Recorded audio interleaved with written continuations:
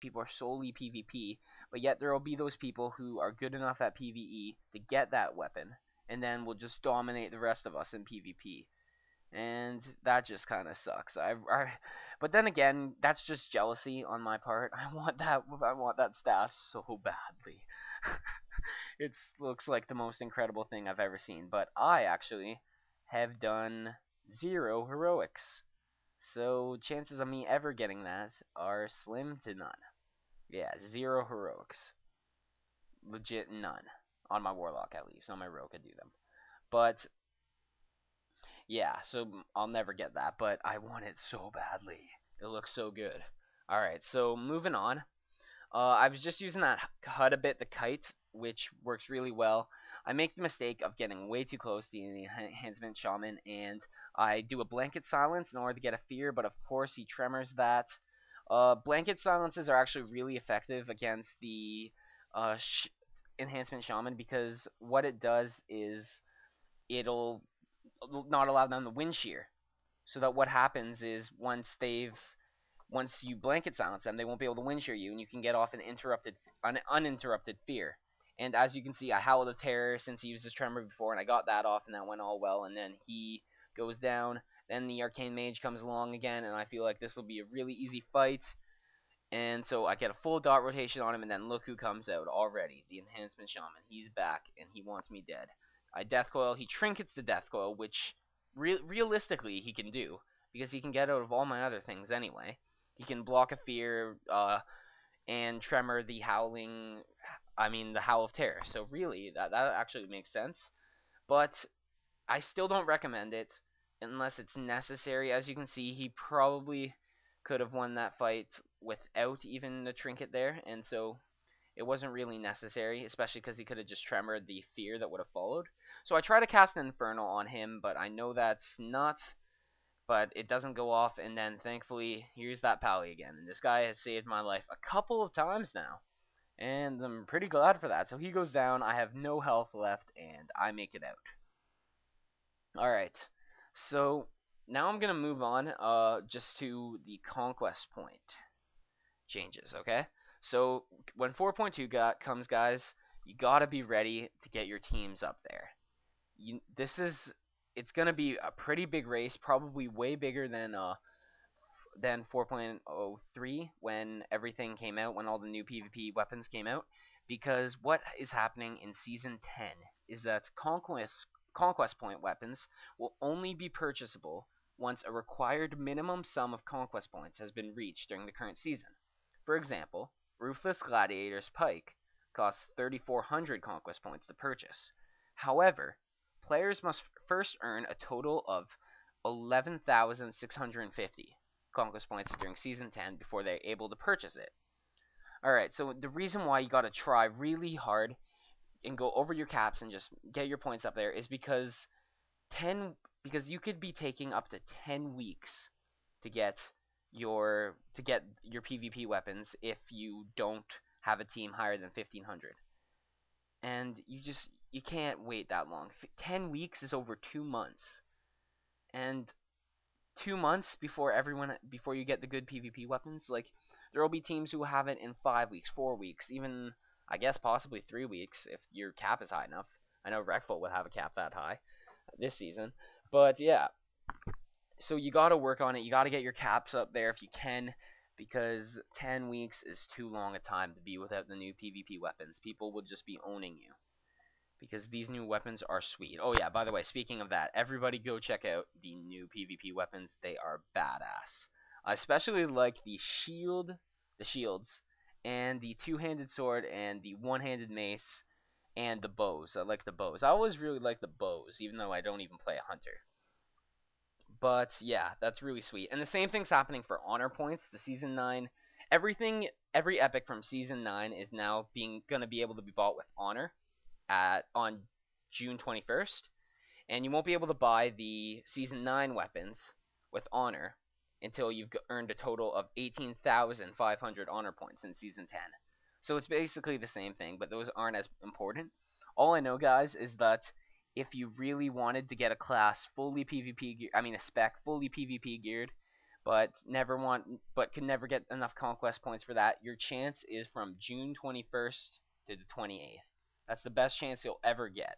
Like for example, I want to play Elemental now on my Shaman. I'm an enhancement Resto Shaman. I'm fully Resto geared, fully enhancement geared, but I don't have any Elemental gear, and I just don't have enough time to get the conquest points for that. That would take so many weeks. So on June 21st, I'm just going to go all out Battlegrounds. I'm going to go out all out Battlegrounds for the next week, get as much honor as I can, so that hopefully at the start of 4.2, I'm fully epic PvP elemental geared. And we'll be able to start the season right away, and we'll be able to just wreck as elemental, instead of having to wait a really long time before my gear is optimal. And yeah, so I suggest make it so, for example, if you wanted to be a healer suddenly, June 21st would be the time to do it. Because you'd just be fully epic within a week, within a few days even, if you really wanted to. Just think about it. The stuff you've been buying for 2250 conquest points, 2 weeks of arenas or rated battlegrounds, you'll be able to buy in, depending on how you do, 10 battlegrounds or so. Less than that, obviously. But if you win. But yeah, Uh, and that's basically it for changes. If I come up with anything new before June 21st, I'll mention it out. I'll put out another video. Actually, I have another good Warlock game that I'm hoping to put out soon. It sucks. I'm not really having much time for it. I'm in high school, just having exams right now, so not having as much time for this as I want to. But once exams are done, I got summer. Gonna put out more vids, especially Warlock vids, because that seems to be the most positive part. And the reasoning for this is, though I have fun making rogue videos, and though I'm sure some of my rogue videos are helpful and people might like my rogue videos, there are a lot of good PvP rogue videos out there, and a lot of people much better than me, people in the past 2203s, which my rogue is not yet. But my rogue does have a 2000 MMR, which is pretty good. And I just started the season. I gotta say, that's pretty sweet.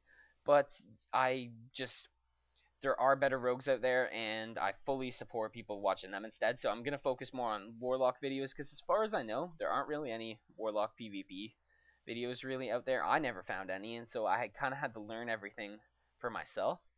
And so I'm sure I still make some mistakes that you shouldn't even really do as a Warlock. But I'm just learning, and I think I'm pretty successful in my gameplay. So whatever I can do to help, just let me know. Like if anybody ever has any questions, I'm actually gonna make a PvP guide before. No, you know what? I'll make it for 4.2, because there's no point in making it before 4.2, because there's gonna be a lot of changes by that point, and I don't want to make a PvP guide for 4.1 and 4.2 is gonna come out right then, because then people think it's outdated. I want it to be dated, so I'm actually gonna have to reschedule that a bit.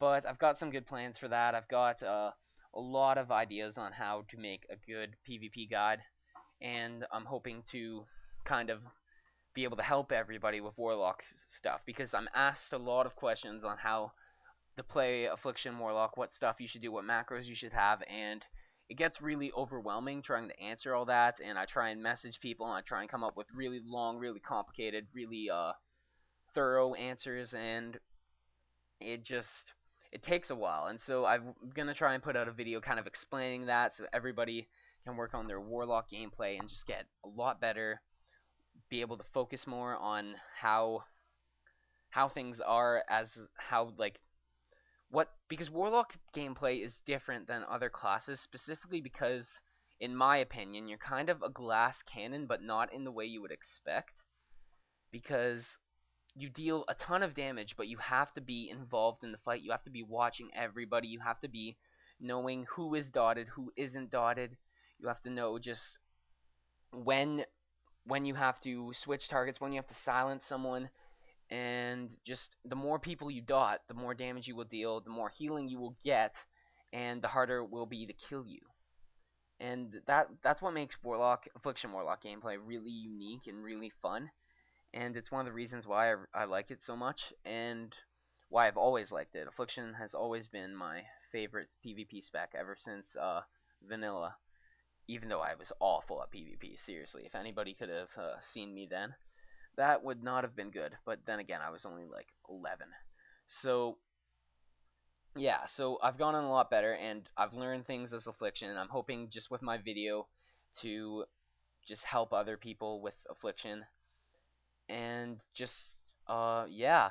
I also just remembered that one of the reasons why I need to make this in 4.2 is because first off we need to see what the hell, I was gonna just swear, but trying to swear less, and what the hell is going on with this soul swap change, because they're basically turning soul swap into just a cooldown that you can use as frequently as Howl of Terror, and you can never really use Howl of Terror. But yeah, it just doesn't make sense that what they did. If anyone doesn't know, soul swap 30-second cooldown instead of 15. I don't know, like, to be honest, with a cooldown that large, I'm wondering if anybody is going to actually not use the glyph anymore, because 30 seconds is just such a long time, and maybe just other glyphs could be better used, but I really don't know. It's it's really just uh, I don't know, guys. I don't like this change. Nobody really does, I would think, and I gotta I don't know why Blizzard's doing this. In fact, they're nerfing all three of my classes in really important ways, and this really sucks. Oh yeah, but just speaking about my third class, I'm gonna probably start implementing shaman videos as well.